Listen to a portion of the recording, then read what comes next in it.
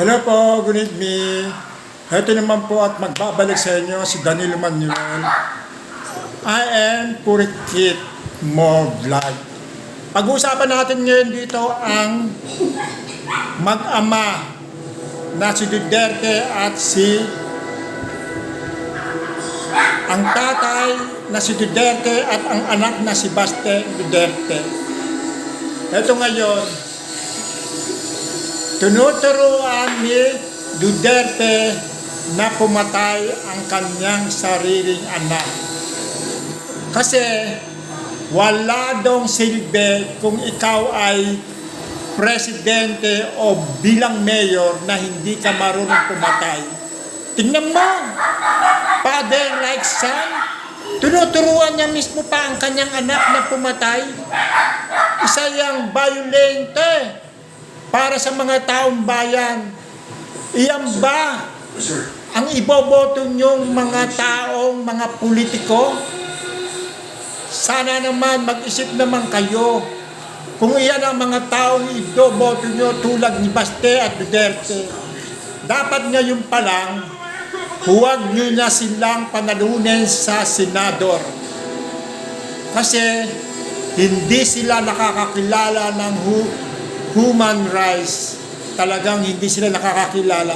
Sa Senado, sa Kongreso, sa Kamera, ay pinagsabihan na, ipinubliko na huwag na iyan iboto. Kasi mga iyan ay mga kriminal.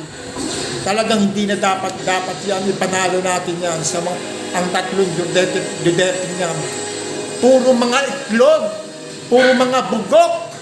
O, sige nga, tignan mo, katulad nito, yung mga pinatay na mga addict daw, tapos pinaimbitahan sila sa Senado o sa Kongreso.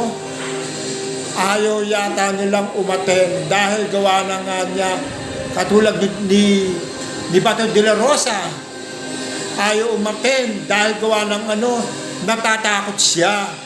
Dahil alam ko, maglalaglaga na sila. Ganyan na mangyayari talaga. Dapat ang imbitahin dito, silang dalawa, para silang dalawa ang magturuan doon sa Kamara. Di ba? Oh. Di ba? Kaya, sa totoo lang, ako hindi ko iboboto ito, mga Duterte. Mga kriminal. Hindi ko talaga iboboto ito. Sana naman mga taong bayan at mga dilawan at mga katulad ito, mga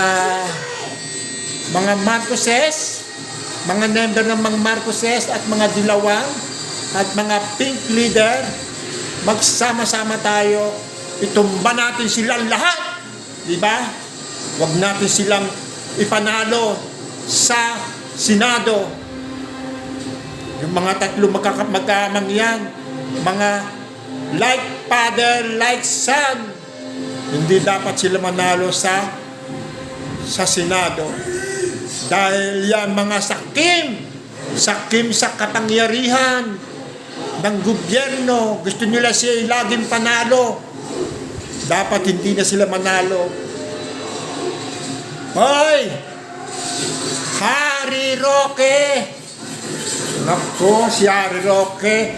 Alam mo, Harry Roque, sa totoo lang, ang tawag ko sa iyo ngayon ay si Harutay Roque.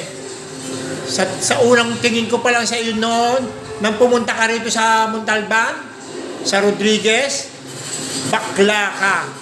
Tulang. Naamoy ko pa lang yon. Kahit interview ka ni Boy Abunda at saka ni Christy Permin, I'm sure maamoy ka nila kung anong klase kang meron pagkatao. Meron mo, nagdadala ka ng lalaki, isa kang tagapagsalita ng ating presidente, tapos ganyan ang attitude mo, isa kang government official, binibigay mo lang ang pera ng taong bayan sa taong yan. Biro mo, 50 mil bawat buwan. Ano ka, hilo? Bakit gwapo ang dinala mo? Para kay Juan. Dapat ang dalhin mo, asawa mo, at mga caregiver at saka doktor yan dapat ang dalhin mo, hindi yung tite ang ginagamot mo sa diabetes mo. Buwisit ka, Ang ibig mo, tapos rumarampa ka pa, halatang halata ka bading. madudurog. Kapag huminga ka, So, mapupuno. ikaw harutay ka ha.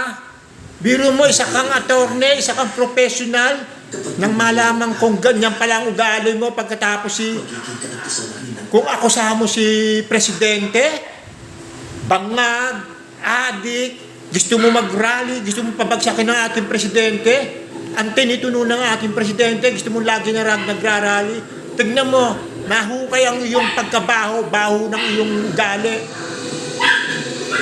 Yung baho mo, di ba? Unti-unti sumisingaw ang baho mo.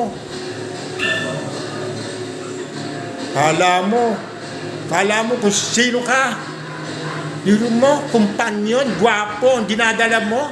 Magdadala ka sa ibang bansa para may kasama kang ombre. Ano ka? Sira? Diyos ko. Tumigil ka nga, hari ha. Harutay. Mag-ingat ka sa mga pinagsasasabi mo. Huwag yung palaging tinitira mo ang ating Pangulo.